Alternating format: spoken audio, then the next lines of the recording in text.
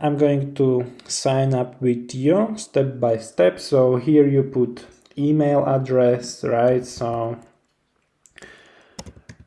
let's put, I will create another demo account.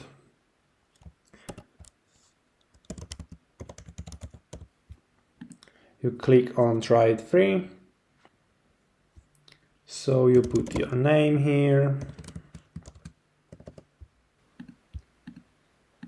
You put your phone number, right? So here you share more about your business, right? So we are in online training business. Here you put how many employees you have, right? If you are just one, then you choose one. How many contacts do you have? If you have never built email list before, then just put this, right?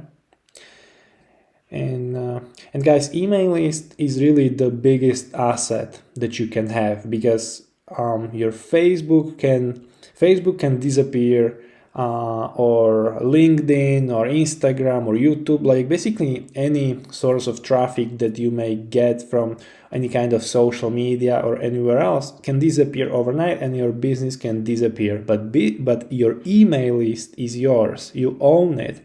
So you have full control over it, which is the most important thing. So and you should treat it that way. So here you can choose like what would you like to use it for, right?